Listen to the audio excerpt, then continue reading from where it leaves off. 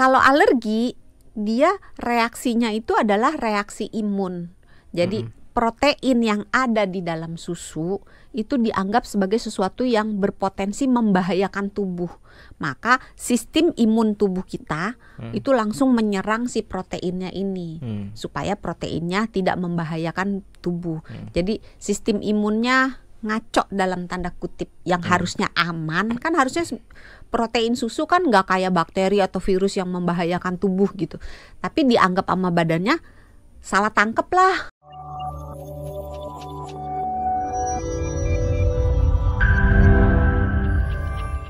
Kalau anak-anak udah jadi rahasia umum lah ya. Kalau misalkan aman nih, nggak ada alergi segala macem, demi menunjang pertumbuhan mereka kan harus dikasih susu juga. Nah kalau udah Enggak juga. Dipatahin terus nih sama dokter Santi, gimana dong? Nih mau Karena gini, walaupun anak tersebut tidak mengalami alergi, tapi bisa ada kemungkinan anak ini mengalami intoleransi laktosa. Kalau dia mengalami intoleransi laktosa juga tidak diberikan susu sapi. Makanya susunya tergantung orangnya. Oh ya, karena kan susu macam-macam ya. Ada susu kambing, susu apa lagi? Ada susu hewani, ada susu nabati. Kalau hewani biasanya tuh yang paling umum susu sapi, tapi ada susu kambing, ada susu kerbau. Jadi kalau yang intoleransi sama laktosa bisa dikasih susu yang nabati ya? Nabati. Atau Kalau susu nabati selain sapi ya? Iya, kan? Enggak. Kalau dia intoleransi pada umumnya, walaupun tidak selalu ya.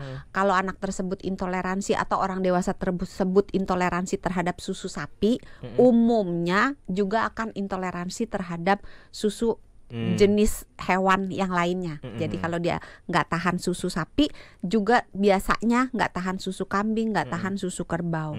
Tapi pilihan yang lain yang bisa diberikannya susu nabati. Walaupun tidak selalu ya, ada aja yang dia kalau susu sapi nggak bisa, tapi susu kambing bisa. Kalau nabati itu dari apa sih biasanya, Dok? Kalau nabati kalau di kita kan nyebutnya susu kacang ya, padahal sebenarnya bukan susu kacang itu, susu ya kacang sih, susu kacang kedelai. Kacang juga dong kalau kedelai. Kan kacang macam-macam, ada kacang hijau, kacang tanah, kacang merah, kacang jogo. Yang spesifik ya. Ada juga susu oat, ada susu beras, ada susu almond. Susu beras ada ya? Ada. Itu khasiatnya sama ya? Beda. Oh beda.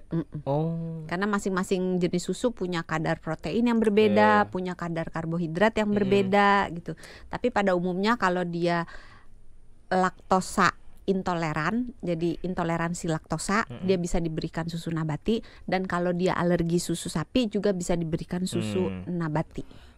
Tapi banyak orang yang menganggap kalau susu itu hanya penting untuk anak-anak, Dok. Nah kalau orang dewasa sebenarnya masih perlu nggak sih? Untuk anak-anak juga nggak butuh-butuh banget, kecuali ASI.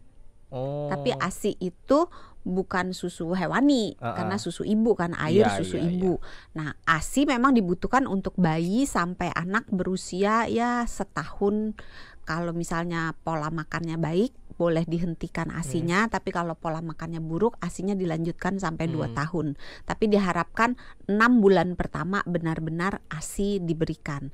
Tapi untuk susu sapi atau susu pengganti lainnya sebetulnya nggak penting-penting amat jika pada anak-anak nih ya, jika memang anaknya punya keluhan dengan minuman susu gitu ya, atau kebutuhan gizinya sudah dicukupi dari makanan-makanan lainnya. Itulah sebabnya panduan gizi yang dari tahun 1950 kan kita taunya 4 sehat, 5 sempurna, 6 nilai ijazah. Siapa itu? Ya Naoki mungkin nilainya. Oh ya, anak magang ya. Anak magang. Ketahuan emang. Nilainya 6 gitu. Jadi 4 sehat, 5 sempurna. Sekarang udah nggak dipakai. Yang dipakai adalah makan. Yang dipakai adalah gizi seimbang ya. Pedoman gizi seimbang. Pinter loh. Yang disederhanakan menjadi bentuk yang lebih mudah. Isi piringku. Nah di yang lama, yang 4 sehat 5 sempurna, ada susu kan? 5 sempurnanya itu adalah susu. Tapi kalau di yang pedoman gizi seimbang udah nggak ada. Susu itu hanya menjadi pilihan dari protein. Jadi ininya minumnya nggak ada tuh penyempurna minum susu air putih. Karena si pedoman 4 sehat 5 sempurna tuh udah nempel banget ya, karena kan dari tahun 50. Jadinya orang-orang tuh nganggapnya oh susu nih tuh sempurna, penting buat menunjang perkembangan pertumbuhan tulang. Jadinya pas udah dewasa, udah gede, nancep gitu. Nggak perlu lagi deh susu, orang udah gede. Nah pertanyaannya, dewasa, kalau kita udah dewasa nih, masih perlu nggak sih minum susu itu? Kembali lagi ditanya yang pertama, ada masalah nggak dengan susu? Karena ternyata kita orang Asia, orang Afrika, orang Amerika Selatan itu tuh punya kecenderungan nggak bisa minum susu sapi. Oh iya. Iya. Berapa persen? Jadi, dokter tahu nggak? Antara 65 sampai 90-an persen. Banyak dong. Banyak. Berarti mungkin dari 10 orang ada beberapa yang nggak bisa minum susu berarti ya? Tergantung, kalau misalnya di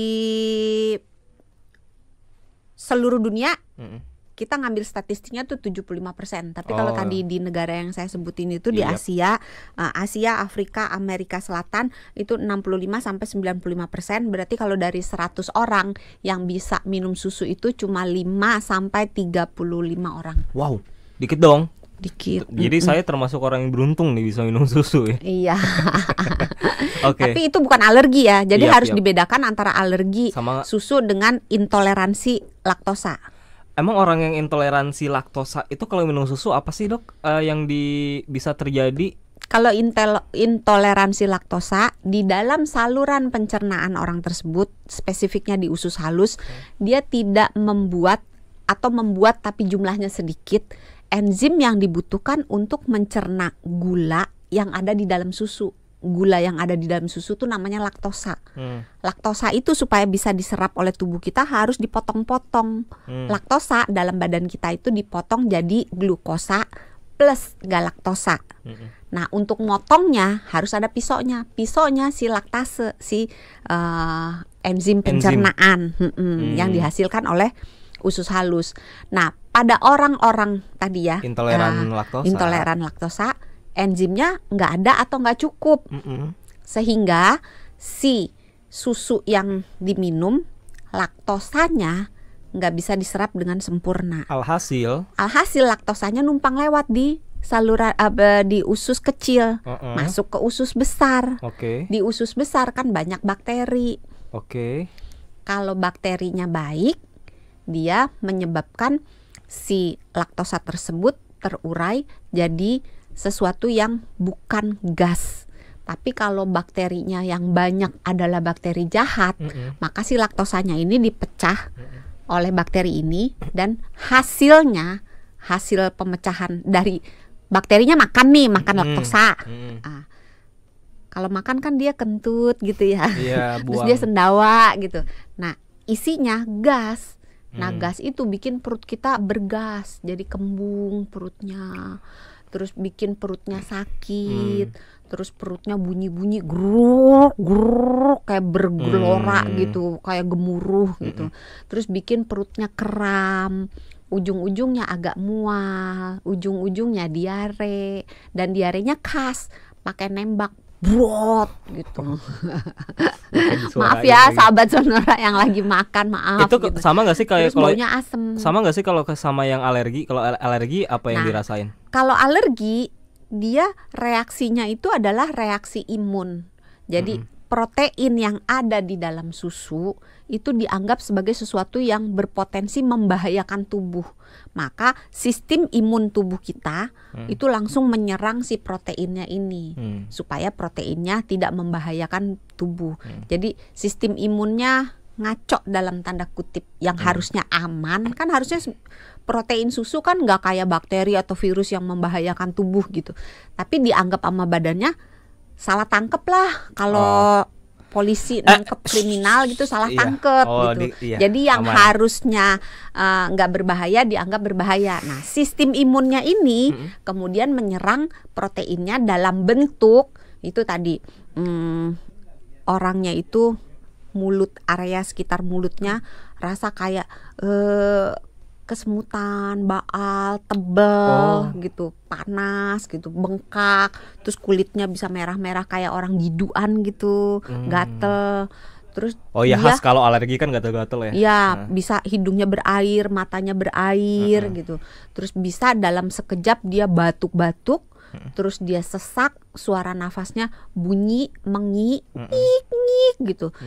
Kayak asma kalau ya. Parah, iya. Kalau parah bisa sampai menyebabkan kematian. Makanya tahun 2023 di Inggris kan rame tuh. Apa tuh? Ada sebuah kafe, ada ibu dan anaknya baru umur 13 kalau saya nggak salah. Dia pesen susu coklat, hot chocolate. Tapi dia udah bilang susunya pakai yang oat. Nah, petugasnya salah bikin atau gimana lah gitu. Bikinlah dengan susu sapi. Jadi baru dia satu teguk, dia langsung menyadari bahwa itu susu sapi. Langsung dia rasa sesek, batuk gitu, rasa nggak enak. Disuntik EpiPen. EpiPen itu adalah bentuknya seperti pen. Itu isinya epinefrin. Disuntikkan ke paha. Ih, Mas Jose tahu loh, pernah lihat ya? EpiPen. Pernah. Di film apa di? Iya. Ini masuk ke suaranya. Artinya disuntik kemudian nggak tertolong ya. Walaupun sudah disuntik EpiPen, segera dilarikan ke rumah sakit, tapi akhirnya meninggal. Jadi sepenting itu ya untuk kita tahu. Sepenting itu kalau dia alergi.